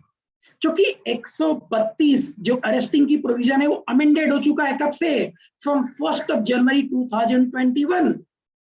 अगर उसके पहले कोई अरेस्टिंग हुई है, मेरा हम्बल ओपिनियन ये है वो सारे के सारे लोग छूट जाए, क्योंकि लॉ कभी भी रेट्रोस्पेक्टिव अमेंड नहीं हो सकते। ऑल्दो अरेस्टिंग उस समय भी डिपार्टमेंट ने किया, लेकिन आपको पता है कि वो प्रोड्यूस किसके सामने किए जाते हैं, लोअर सिविल कोर्ट्स में, और वहां पे कितनी इस लॉ को लेकर के अंडरस्टैंडिंग है, किस तरह के एडवोकेट्स उसको प्रेजेंट करते हैं, बहुत सारे इफ एंड बट्स है। तो मैं कोर्ट के ऊपर तो कोई टिप्पणी नहीं कर सकता, पर हाँ मैं प्रैक्टिकली ये कह सकता हूं कि इसको प्रॉपर तरीके से जज के सामने, सीजीएम के सामने रिप्रेजेंट नहीं किया गया कि इस कैटेगरी में फॉल ही नहीं करता। लेकिन मैं करूं ऑन और आफ्टर 1 जनवरी 2021 अगर इस तरह की केस, तो हाँ, अब चाहे कितने भी एक्सपर्ट, कितने भी सीनियर एडवोकेट्स को आप क्यों ना वहां प्रेजेंट करेंगे, उस स्थिति में उसको अरेस्टिंग किया जा सकता है, और जो कि हुआ है। अब उसकी अरेस्टिंग हो गई। अब देखो, जितने भी इस तरह के मिडिलमैन और जिनकी अरेस्टिंग होती है, इसमें एक चार्जशीट, जैसे नॉर्मली अमूमन हम देखते हैं कि जो हमारा क्रिमिनल केसेस भी होता है तो इन्वेस्टिगेटिंग ऑफिसर जो आईओ होता है वो चार्जशीट फ्रेम करता है। मैंने इस एग्जांपल में जो मास्टरमाइंड एम क्या सर्च हुआ, उसमें कैश पकड़ा गया। कैश का भी थोड़ा मैं आपसे डिस्कस करूंगा कि आपका क्या ओपिनियन है, कैश का क्या होना चाहिए, क्या करना चाहिए, और मैं अपना व्यूज भी दूंगा। पहले इसकी प्रोविजंस को समझते। हमने कहा कि चार्जशीट फ्रेम करना होता है एक particular period of time. 167(2) CrPC का अगर जानते होंगे तो वो कहता है कि अगर क्रिमिनल केसेस है तो 90 दिन के अंदर, और कोई सिविल मैटर तो 60 डेज के अंदर आपको हर हाल में क्या करना होगा, चार्जशीट प्रोड्यूस करना होगा कोर्ट के अंदर। अगर आप चार्जशीट प्रोड्यूस कर देते हैं तो उसके आधार पे फिर उस पर ट्रायल चलता है कोर्ट में। पर 95% केसेस में, 2-4% तो नहीं कह सकता, कई केसेस में डिपार्टमेंट ने कर दिया, पर 95 to 98 कह सकता हूं केसेस में with in the specified period of time में वो चार्जशीट प्रोड्यूस ही नहीं किया जाता है।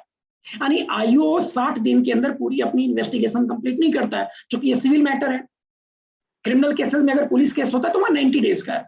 अब जैसे ही 60 डेज के अंदर जिस आईओ ने केस को बुक किया, उसने कोर्ट के अंदर वो चार्जशीट नहीं प्रोड्यूस किया, तो वहां पर एक कंपल्सरी बेल या डिफॉल्ट बेल कह सकते हो, कोर्ट आपको एक कॉन्स्टिट्यूशनल राइट आपको है कि अगर विद इन 60 डेज आपके ऊपर जो चार्ज फ्रेम किया गया है सिविल लायबिलिटी नेचर का, अगर उसका कोई चार्जशीट कोर्ट में नहीं प्रोड्यूस किया जाता है तो आपको डिफॉल्ट बेल मिल जाता है।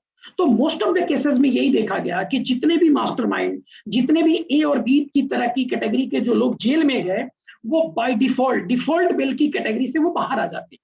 यानी कि 60 डेज के अंदर उनकी चार्जशीट फाइल नहीं होती, और जब चार्जशीट फाइल नहीं होती है तो क्या होता है, उनको कंपल्सरी बेल मिल जाता है, और डिफॉल्ट बेल जिसको हम कहते हैं अमूमन आम भाषा में डिफॉल्ट बेल मिल जाता है, वो बेल से बाहर आ जाते हैं। यानी एज ऑन डेट में अगर मैं बात करूं तो जितने भी डीजीजीआई, एंटी इवेजन और वेरियस कमिश्नरेट के द्वारा केसेस बुक किए गए हैं, उन सभी केसेस में यही हुआ। 95% केसेस में चार्जशीट टाइम पे नहीं प्रोड्यूस किया गया। जिस मिडिलमैन को या इवन जिस पार्टीज को उन्होंने अंदर किया, वो बाय डिफॉल्ट बेल से बाहर आ जाते हैं। अब इनकी इन्वेस्टिगेशन ऑनगोइंग है, फिर जब वो कंप्लीट हो जाता है तो क्रिमिनल कंप्लेंट कोर्ट में फाइल किया जाता है, और फिर वो कोर्ट की प्रक्रिया चलती है। और आपको पता है कि हमारे देश में लिटिगेशन बहुत ही एक लेंदी प्रक्रिया से गुजरता है, तो ऐसा कोई फाइनल वर्डिक्ट अभी मिडिलमैन को लेकर के नहीं आया। जयपुर के केस में चार्टर्ड अकाउंटेंट 2 साल जेल में रह करके आए, कुछ दिनों पहले ही उनको बेल मिला था, तो वो इसी कैटेगरी में फॉल करे। पर मेरा ओपिनियन है कि उनकी अरेस्टिंग गलत है। अगर उनके नाम पे कोई जीएसटीआर नहीं है और उनकी अरेस्टिंग जो हुई थी बिफोर अमेंडमेंट की हुई, तो बिफोर अमेंडमेंट में तो मैक्सिमम उनकी सजाएं 6 मंथ तक की हो सकती है, और वो तो ऐसे ही अवेलेबल होता है। तो वो 5 साल की सजा की प्रोविजंस के तहत उनको 2 साल जेल में रख दिया गया, जो कि गलत था। सो एनीवे, अब वो कोर्ट की वर्डिक्ट रही या उनके जिस तरह से वो नहीं प्रोड्यूस कर पाए या कोई ऐसी डॉक्यूमेंट्स मिले जो डिपार्टमेंट के फेवर में था, उनके अगेंस्ट था, जो सो वट एवर रीजन, पर in most of the cases में आप ये देखेंगे कि सभी के सभी मिडिल मैन आज के डेट में बाहर हो गए, वो डिफॉल्ट बेल की कैटेगरी से बाहर आ जाते 60 दिनों के अंदर किया नहीं। अब हम जो इस एग्जांपल में ले रहे थे कि जिसके यहाँ सर्च हुआ उसके यहाँ एक huge amount of cash recovered होता है। अब मेरा आपसे सवाल, साहब जी वो कोई रजिस्टर्ड पर्सन नहीं है और उसके यहाँ पर कैश रिकवर्ड होता है, सर इस कैश का क्या होगा, इस कैश का क्या होगा? अभी मैं इनकम टैक्स का भी एक सेक्शन यहाँ पे इन्वोक करूंगा, मिडिलमैन पे जो अप्लाई होता है, और इस कैश को भी उससे रिलेट करूंगा। सर कोई रिप्लाई आपका? जितने भी कैश रिकवर्ड हुए, whatever the cash recovered from that mastermind aim, for hypothetically you assume that कि 2 करोड़ रुपए की कैश रिकवर होती है उस मास्टरमाइंड के यहाँ से, जिसके यहाँ सर्च किया डिपार्टमेंट ने, 2 करोड़ का कैश रिकवर्ड होता है। तो उस 2 करोड़ की कैश का डिपार्टमेंट को क्या करना चाहिए? अगर मैं कहूँ यू आर माई कंसल्टेंट, आप मेरे एक प्रोफेशनल कंसल्टेंट हैं, सो बीइंग अ कंसल्टेंट आप मुझे क्या गाइड करेंगे? उस मिडिल मैन के यहाँ जो 2 करोड़ का कैश डिपार्टमेंट ने सीज किया, उस कैश का क्या करें?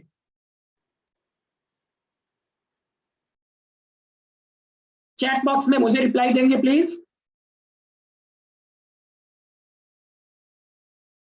जो 2 करोड़ रुपए कैश मास्टरमाइंड एम के घर से बरामद हुआ, उसको क्या करना चाहिए? चलिए मैं ऑप्शन देता हूं। ऑप्शन नंबर 1, जीएसटी डिपार्टमेंट को, इनकम टैक्स डिपार्टमेंट को सूचित करना चाहिए, इन्फॉर्म करना चाहिए और कहना चाहिए कि मिस्टर शो एंड सो के पास 2 करोड़ रुपए की कैश बरामद हुई है, which is unaccounted cash, black money, what ever you name से।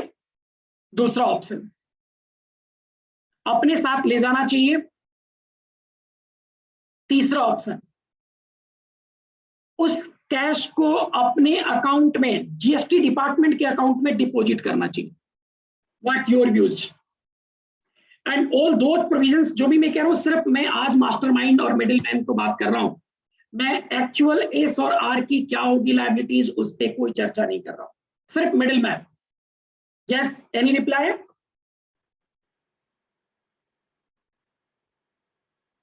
You can reply in chat box.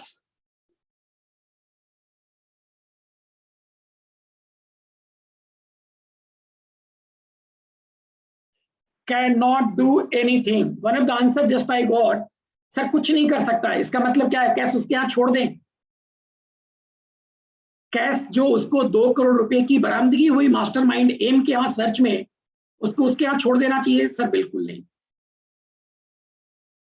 ऐसा नहीं कर सकते। अब इसके कई सारे एंगल निकलते हैं, 1-2 एंगल्स मैं आपसे डिस्कस करूंगा, डिटेल बहुत चीजें तो नहीं कह सकता मैं भी। सुनिए क्या होते हैं। नंबर 1, जब उस मास्टरमाइंड एम क्या सर्च होता है तो उस मास्टरमाइंड एम की भी स्टेटमेंट रिकॉर्ड किया जाता है। कैश को जीएसटी के अकाउंट अंडर प्रोसिक्यूशन जमा कराना चाहिए। One of the answer is कि उसको जमा कराना चाहिए। एनीवे, आते हैं और अपनी ओपिनियन भी बताते हैं डिपार्टमेंट क्या करता है और क्या करना चाहिए। डिपार्टमेंट पहली बात आपसे स्टेटमेंट, यानी जो मास्टरमाइंड एम है, एम का स्टेटमेंट रिकॉर्ड करता है। डेफिनेटली जब मास्टरमाइंड एम अपना स्टेटमेंट रिकॉर्ड करेगा तो 100 नहीं 110% वो यही कहेगा कि सर ये मेरा कैश नहीं है। पहला ऑप्शन, मैं नहीं करूँ यही कहेगा, लेकिन मेरा ऐसा मानना है 110%, क्योंकि वो खुद ओन नहीं करना चाहेगा। जैसे ही वो एक्सेप्ट करता है तो ये कंक्लूसिव एविडेंस बन गया कि आपने ये कैश जनरेट किया कैसे। आपने अगर एक्सेप्ट कर लिया कि मैंने ये कैश जनरेट किया तो ठीक है, आज डिपार्टमेंट ले जा रहा है, 60 दिन में चार्जशीट नहीं होगा, आप बाहर हो जाएंगे, लेकिन ये मैटर एज ऑन डेट ये आगे तो चलेगा, हाई कोर्ट जाएगा, सुप्रीम कोर्ट जाएगा, फाइनल कोई ना कोई वर्डिक्ट तो आएगा। और जब आप ये एक्सेप्ट कर लेते हो being a mastermind, being a middleman, कि साहब जी ये मेरा कैश है, मैं इस कैश को जनरेट कर रहा हूं, तो मेरा ओपिनियन ये है आपने डिपार्टमेंट के काम को आसान कर दिया। आपने ओन कर लिया कि हाँ ये मेरा ही कैश है, मैं इस इकोसिस्टम के जरिए कैश जनरेट करता हूं और ये कैश मैं अपने पार्टीज को लौटा देता हूं, रिटर्न करता हूं। क्योंकि all of you know that क्या होता है, एक्चुअल सप्लाई ऑफ गुड्स होता नहीं है, बिल रेज होता है, बैंकिंग ट्रांजेक्शंस रोटेट होते हैं and cash deliver to that person. और जब एम इस बात को एक्सेप्ट कर लेता है मास्टरमाइंड की नहीं ये मैं कैश मेरा है, इसका मतलब ये कह रहा है कि मैं इस पूरे इकोसिस्टम का चलाने वाला पार्ट हूँ। तो definitely being a consultant, being a professional, मेरा ऐसा मानना है कि उसको एक्सेप्ट नहीं करना चाहिए। सेकंड ऑप्शन वो ये कहता है, चूंकि एक्चुअल में वो कैश किसका है, जिस व्यक्ति का बिल रेज हुआ है, यानी जिसने उसके अकाउंट में, जो फर्मों में, जो उसके गुर्गों ने फर्म बनाया था एबी के एड से, जिनके अकाउंट में आरटीजीएस किया, कायदे के बाद कैश किसका है, उस व्यक्ति का है। जिस एग्जांपल में ले आर, जो कि हमने पहले एग्जांपल में कहा था, रेसिपिएंट कोई आर है। मास्टरमाइंड एम कहता है कि साहब जी, एक्चुअल बात बता देता है जो है, कहा सर ये मेरा कैश नहीं है, आर ने जो आरटीजीएस किया था, जो मेरे एड के द्वारा, मददगार के द्वारा, जो गुर्गों के द्वारा, ए के द्वारा एक्स फर्म बनाई गई थी, उस एक्स में 2 करोड़ का आरटीजीएस किया था, इसमें तो मुझे कमीशन कट करके मुझे उसको लौटाना, यानी वो स्टेटमेंट में रिकॉर्ड करा देगा किसका नाम, उस रेसिपिएंट का जिसने फेक आईटीसी क्लेम किया।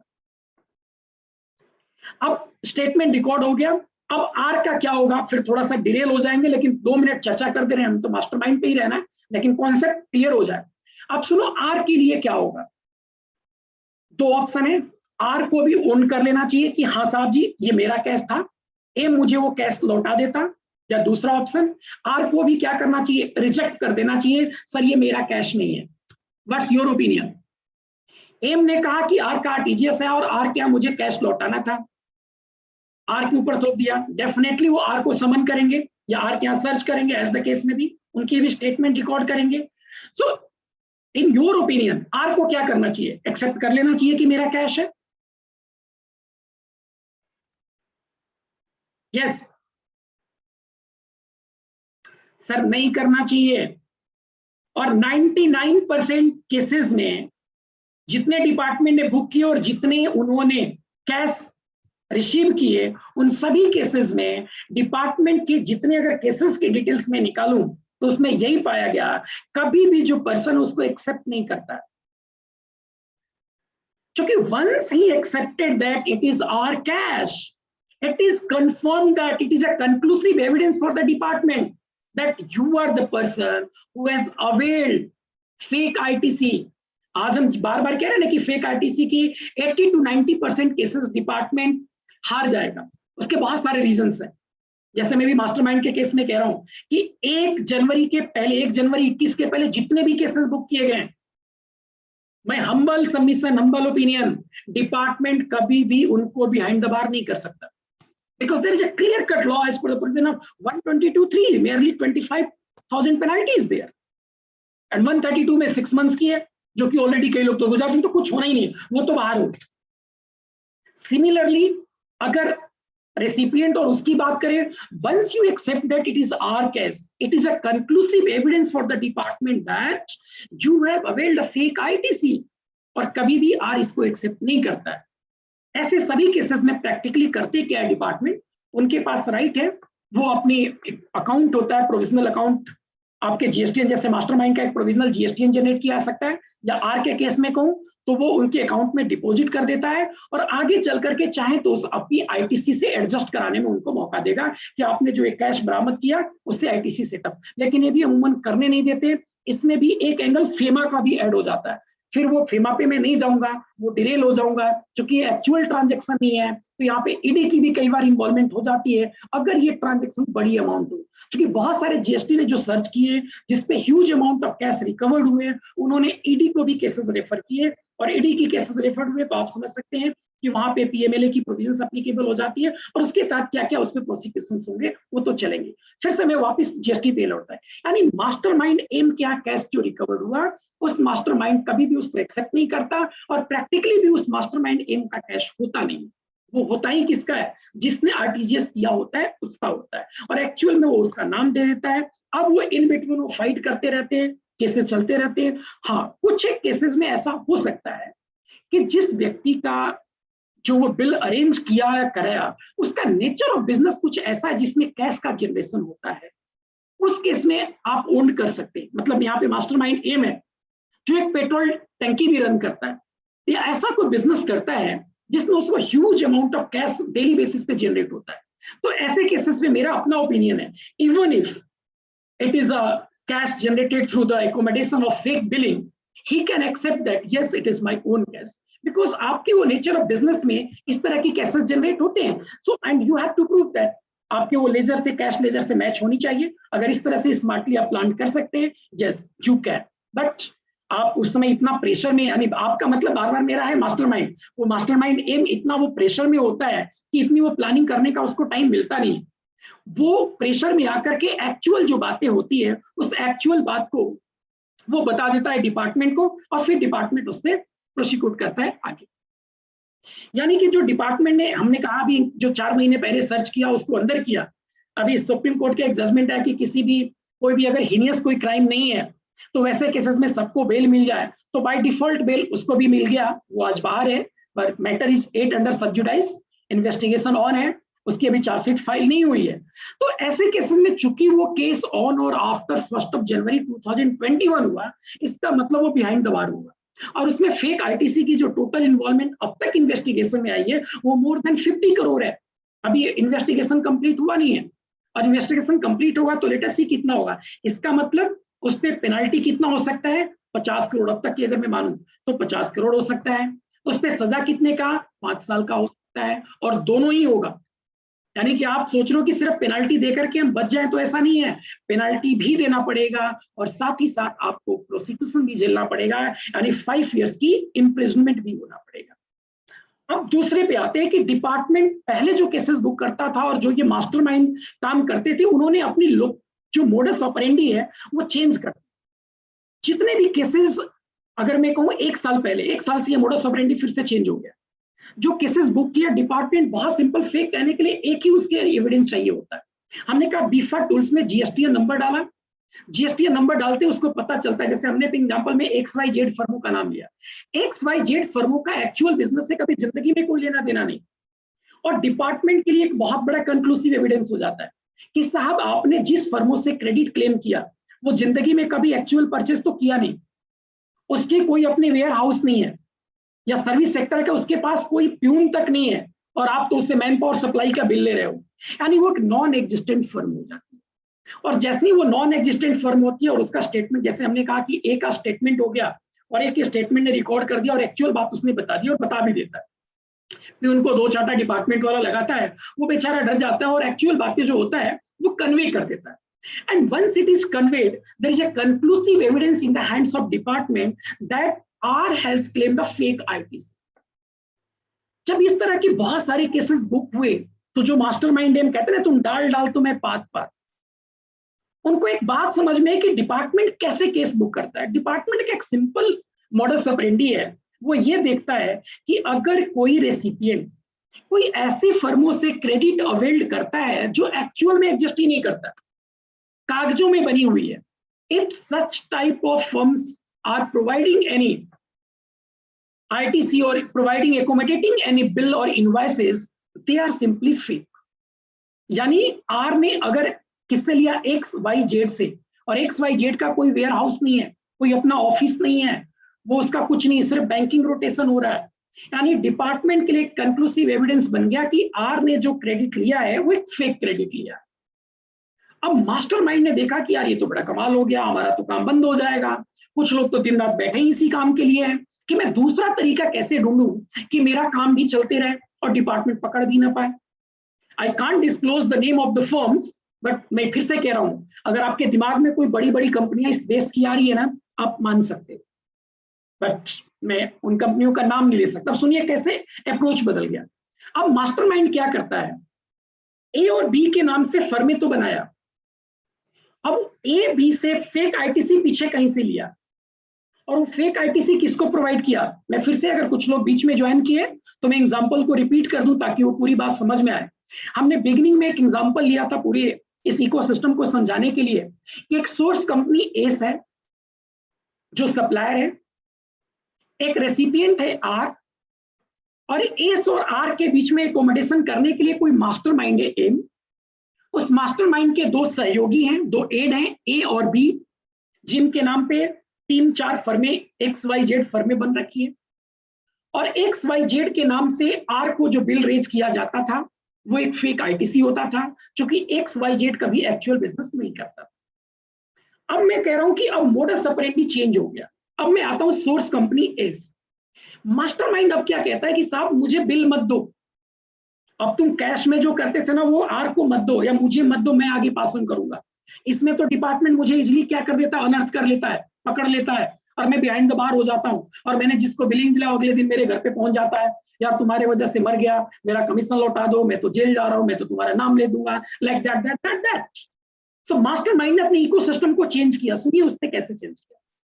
कह रहा है कि डिपार्टमेंट पकड़ लेता है इस आधार पे कि हमारा जो फर्म है वो एक्चुअल में बिजनेस ही नहीं करता, और एक्चुअल में बिजनेस नहीं करता तो ये क्या हो गया, फेक हो गया। अब का नहीं, अब हम उन फर्मों से बिलिंग कराएंगे जो एक्चुअल में बिजनेस करता है। लेकिन अगर मैन पावर की बात करूं, अगर कोई मैन पावर सप्लाई का फेक बिलिंग कराता है तो मास्टरमाइंड ऑफ XYZ फर्मों से नहीं, एक सोर्स कंपनी ए से जो एक्चुअल में मैन पावर कंपनी का काम करती है। या गुड्स की बात करूं तो एक सोर्स कंपनी ए से जो एक्चुअल में सीमेंट की ट्रेडिंग करती है, या कोई मान लीजिए एडवर्टीजमेंट की है, तो एस कंपनी एक्चुअल में मीडिया एडवर्टीजमेंट कंपनी है। यानी डिपार्टमेंट प्राइमा फेसाई जो एक कंक्लूसिव एविडेंस दिमाग में बना लेता था और उसी पे एक्ट ऑन करता था कि जिस फर्म से आपने बिल लिया, चूंकि एक नॉन एग्जिस्टेंट फर्म है, वो फर्म एग्जिस्ट ही नहीं करता है, तो आपने उससे क्रेडिट लिया तो 110% आपका क्रेडिट क्या है, बोगस क्रेडिट है, एक फेक क्रेडिट है। लेकिन जब हम ऐसे फर्मों से क्रेडिट दिलाएंगे जो एक्चुअल में बिजनेस करते हैं, उनके एक्चुअल में बिजनेस प्रीमाइसेस है, उनके एक्चुअल में उनके पास मैन पावर है, एक्चुअल में उनके पास इंप्लॉइज है, तो डिपार्टमेंट इसको साबित ही नहीं कर पाएगा।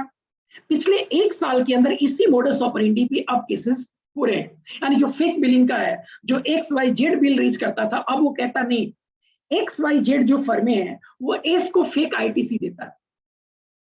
अब XYZ और एस के बीच में तो पकड़ा जा सकता है। अब मैं आ रहा हूं, जो एस और आर के बीच में ट्रांजैक्शन हुआ उसको समझिए जरा ध्यान से। एस एक एक्चुअल कंपनी है, actual supply of goods and services दे रही है, यानी उसके पास अपना एक वेयर हाउस है। अगर गुड्स की बात करें तो, अगर सर्विस की बात करें तो हाँ एक्चुअल में उसके पास मैन पावर है। मीडिया की कंपनी की तो हाँ एक्चुअली वो मीडिया एडवर्टीजमेंट का काम करती है। उसने पीछे से कुछ फेक ITC ले रखा और वो एक्चुअल कंपनियों को पास ऑन कर दिया। यानी डिपार्टमेंट जो प्राइमा फेसाई एक कंक्लूसिव एविडेंस फ्रेम करता था कि हाँ तुमने जो क्रेडिट लिया वो फेक ITC है, अब वो ऐसा नहीं कर सकता। क्यों? क्योंकि एस कंपनी एक एक्चुअल कंपनी है, एक एक्चुअल फर्म है, और एक्चुअल में वो क्या करती है, बिजनेस, चाहे गुड्स की या सर्विसेज। गुड्स की तो ट्रेडिंग करती है और सर्विस है तो सर्विस की सप्लाई देती है। तो ऐसे केसेस में डिपार्टमेंट कैसे बुक करे? अब देखो इस केसेस में भी डिपार्टमेंट ने बहुत सारे केस बुक किए। अब ऐसे केसेस में थोड़ा आपको स्मार्टली हैंडल करना पड़ेगा। अगर मैं गुड्स की बात नहीं करूं, गुड्स में तो हमने कहा कि बहुत सारे एविडेंसेस लग जाते हैं, स्टॉक रजिस्टर हो गया, आपके ईवे बिल हो गया, जो NHI के साथ हमने आपको बताया कि उसके आधार पे मिल सकता है। लेकिन अगर मैं सर्विस का बात मान, सर्विस के केस में डिपार्टमेंट के लिए बहुत ही मुश्किल हो जाता है ऐसे केसेस में उसको साबित करना कि आपने जो क्रेडिट क्लेम किया है वो फॉल्स किया। क्योंकि ध्यान से समझिए, यस एस ने जो क्रेडिट पीछे लिया है XYZ फर्म से, एस तक तो मान लिया कि एस की क्रेडिट फेक है, लेकिन एस के कुछ जेन्युइन क्रेडिट्स भी तो हैं, और एस ने आगे पास ऑन किया कुछ फेक क्रेडिट भी और कुछ जेन्युइन क्रेडिट्स भी।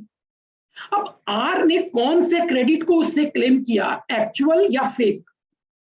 It is very tough for the department to classify which one is fake and which one is genuine. इन सभी केसेस में डिपार्टमेंट आपको प्रेशराइज करा करके आपकी स्टेटमेंट, आपको पता है सेक्शन 70 में आपको समन किया जाता है, आपकी स्टेटमेंट रिकॉर्ड कराया जाता है और आप वहां पे एक्सेप्ट करके आ जाते हो। अब जैसे ही वॉलंटरी एक्सेप्ट कर लेते हैं तो फिर व्हाट, बट ऑब्वियसली कि डिपार्टमेंट के लिए तो कंक्लूसिव एविडेंस बन गया। सो ऐसे केसेस में मैं नहीं कह रहा हूं कि गलत चीजों को प्रमोट करने के, तो मैं नहीं कह सकता जो गलत है वो गलत है। अगर वो फेक ITC है, कोई फेक ITC का सरगना चला रहा है, इकोसिस्टम डेवलप कर रहा है, डेफिनेटली उसको बिहाइंड द बार होना चाहिए। लेकिन कोई इस तरह की जिसने सिंपली एस से क्रेडिट लिया है और उसकी क्रेडिट फेक नहीं है, एस ने फेक भी दिया है लेकिन उसका क्रेडिट फेक नहीं है, और डिपार्टमेंट कह रहा है चूंकि एस पीछे से XYZ फर्मों से फेक क्रेडिट पास ऑन किया है इसलिए आप ITC फेक लिए हो। डियर फ्रेंड्स, डियर कलीग्स, आपके क्लाइंट के साथ कुछ इस तरह की केसेस हैं, आप किसी भी हालात में इसको एक्सेप्ट नहीं करें। वंस यू एक्सेप्ट, फिर तो आपके पास कोई चारा नहीं, आप तो पे करो।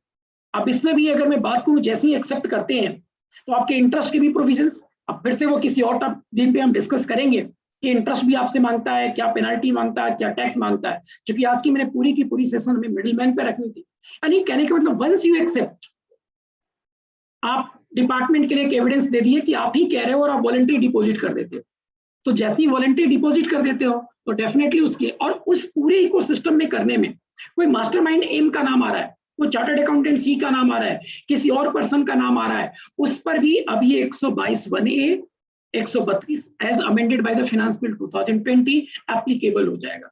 सो मेरा फिर से क्रक्स में अगर मैं बात करूं पूरे ओवरऑल इस पूरे लेक्चर का, तो आपको बहुत ध्यान से देखना है कि जो केसेस डिपार्टमेंट के द्वारा बुक किया गया वो किस पीरियड का बुक किया गया, कब का ये ऑफेंस है।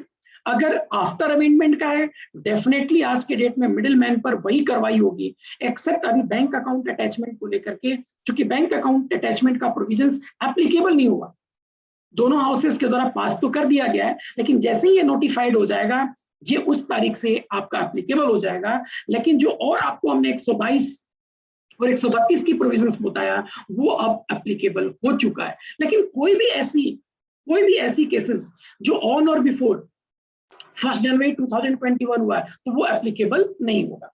एक छोटा सा कैश वाला बात बोला तो मैं इनकम टैक्स का एक छोटा प्रोविजन मिडिलमैन पे जो एप्लीकेबल हुआ है वो बता दूं और इसके साथ फिर मैं अपने सेशन को रैप अप करते हैं। एक 271 आपने पढ़ा होगा AAD। 271 AAD क्या कहता है, जैसे इनकम टैक्स में आपने देखा जो मैक्सिमम पेनाल्टी हो सकता है कितने के बराबर, टैक्स इवेडेड के बराबर। इनकम टैक्स कहता है कि जो मैक्सिमम पेनाल्टी होगी इनकम टैक्स के बराबर नहीं, कि लेटस आपने 1 करोड़ का कोई बिल रेज किया और 1 करोड़ पे जो टैक्स अमाउंट बनेगा, मैंने कहा 30% के स्लैब में है तो 30 लाख पेनाल्टी नहीं, जो ट्रांजेक्शन अमाउंट है उतने के बराबर आप पे पेनाल्टी लेविड होगा। इट मींस अगर कोई मिडिलमैन 271 AAD2 में कवर्ड है, अगर कोई मास्टरमाइंड एम, अगर कोई मिडिलमैन एम इस पूरे इकोसिस्टम को कराता है तो जीएसटी में तो आपने समझ लिया, इनकम टैक्स में भी उस पे पेनाल्टी लेविड किया जाएगा। पिछले साल से एप्लीकेबल हो चुका है और वो कितने के बराबर, जितने के बराबर ट्रांजैक्शन अमाउंट है। मैंने कहा कि अगर 10 करोड़ की ट्रांजैक्शन कराया उसने तो 10 करोड़ के बराबर उस मिडिलमैन पर पेनाल्टी लेविड हो सकता है, जबकि जीएसटी लॉ में पेनाल्टी कितना हो सकता है, उस 10 करोड़ पे जितने की आईटीसी थी यानी जितने की टैक्स अमाउंट थी। वो एक बहुत बड़ा मेजर डिफरेंस है इनकम टैक्स की पेनाल्टी और जीएसटी की पेनाल्टी। इनकम टैक्स कहता है कि ट्रांजैक्शन की अमाउंट के बराबर हम पेनाल्टी लेविड कर सकते हैं, जबकि जीएसटी लॉ कहता है कि जो मैक्सिमम पेनाल्टी लेविड होगा वो आपके अमाउंट ऑफ टैक्स के बराबर लेविड होगा। सो इसी के साथ हम आज के सेशन को यही रैप अप करते हैं और रैप अप करने के पहले अगर आपकी कोई क्वेरीज हो तो हम क्वेरीज को ले लेते हैं। ओवर टू इंद्रजीत, आप क्वेरी ले सकते हैं Indrajit. Any more query pertaining to Yes, sir. Fake invoicing, mastermind?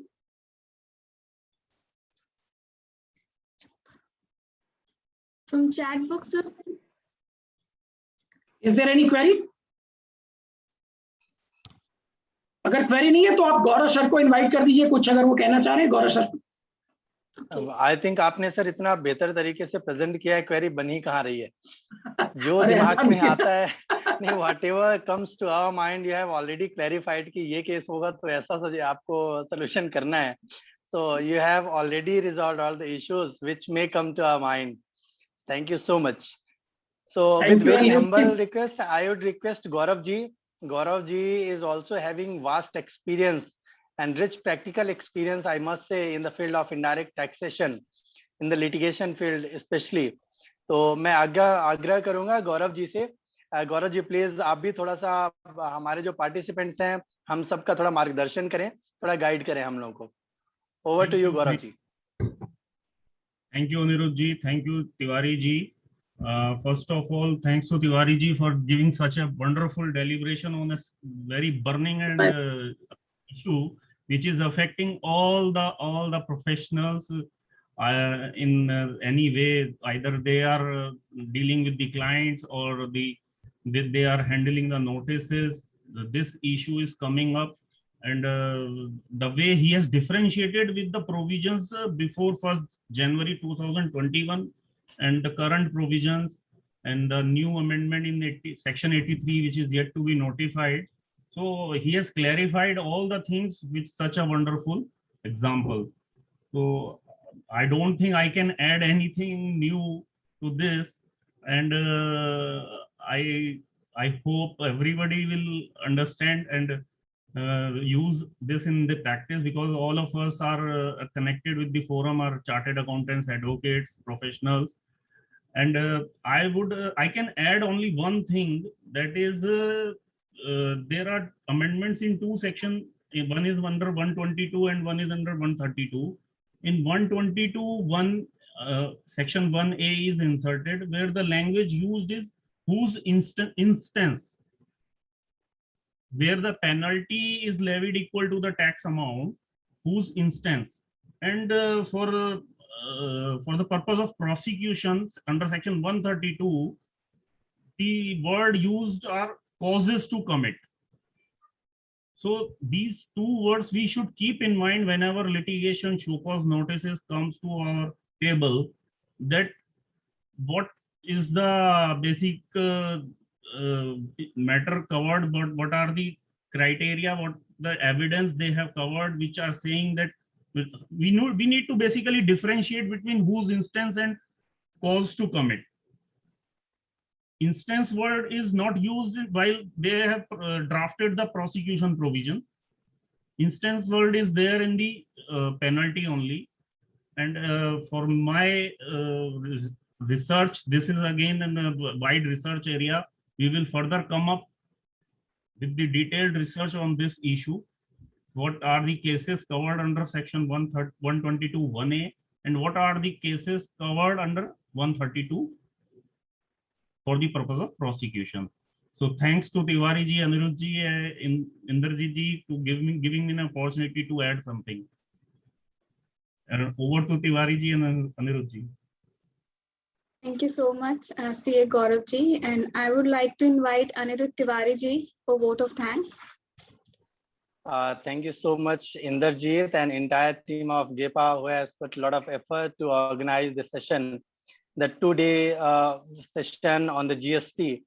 And the first day we had a very insightful discussion on the input tax credit issues, challenges, and Ashwini ji has delivered very well. And today we had again a very amazing session on the fake invoicing issue. लगभग ये एक ऐसा matter है कि जो भी fraternity है, CA fraternity हो या एडवोकेट फ्रेटर्निटी हो, हम सबको लगता है कि कोई एक अच्छा स्पीकर जिसको एक्सपीरियंस हो, वो जो बारीकियां हैं उनको हमें बताए कि प्रैक्टिकली हम इनको कैसे डील करें। डिपार्टमेंट जब आता है तो अचानक से घबराहट हो जाती है, हम क्या करें क्या ना करें, कई बार जल्दबाजी में हमें जो नहीं करना चाहिए वो भी कर बैठते हैं। So thank you so much Tiwari ji for your excellent deliberation on the topic, and this deliberation itself says कि कितना एक्सपीरियंस है आपको, कितना इन डेप्थ नॉलेज है आपको इन टॉपिक्स पे। So thank you so much sir, and look forward to see you at our future events as well. आप हमारे कमेटी के मेंबर हैं, गेपा के मेंबर हैं, और हम उम्मीद करेंगे गौरव जी भी इतने एक्सपीरियंस हैं तो आप लोगों का अनुभव हमारे पार्टिसिपेंट्स को लगातार मिलता रहेगा। Thank you so much Sonakshi Jain, आपने बहुत मेहनत किया है और हम आगे ऐसे उम्मीद करेंगे कि हमारी जो टीम के एनर्जी है, जो इंथुजियाज्म है और पॉजिटिविटी है, ऐसे ही मेंटेन रहे। Thank you so much Ajay ji as well. Ajay ji हमारे आईडीटी कमेटी के चेयरमैन हैं, तो वो भी काफ़ी एफर्ट करते रहते हैं। So thank you so much everybody. आज जो पार्टिसिपेंट्स हमारे साथ जुड़े हैं सबका मैं तहे दिल से धन्यवाद करता हूं, और आशा करता हूं कि जो फ्यूचर में हर वीकेंड पे हमारे सेशन होंगे, ड्यूरिंग द वीक भी नेक्स्ट हमारे जो सेशन है वो इनकम टैक्स पे होंगे, और जो ट्रस्ट और एनजीओ हैं उस पर भी हम सेशन करने वाले हैं, एंटी मनी लॉन्ड्रिंग इश्यूज पे करने वाले हैं। तो स्टे ट्यून्ड। जो जीएसटी की बात प्लेटफॉर्म है आप उससे सब्सक्राइब करें, गेपा का प्लेटफॉर्म है उसे सब्सक्राइब करें, स्टे अपडेटेड, हमारे ग्रुप से कनेक्टेड रहें, उससे आपको रेगुलर बेसिस में जो सेशन के अपडेट हैं वो मिलते रहेंगे, जो सेशन की पीपीटी हैं, रिकॉर्डिंग्स है वो आपको मिलते रहेंगे। So thank you so much for your so much of love to the team, entire GEPA team. Thank you so much everybody. Thank you so much Tiwari ji. Thank you so much Gaurav ji. Thank you everyone. Thank you. Thank you.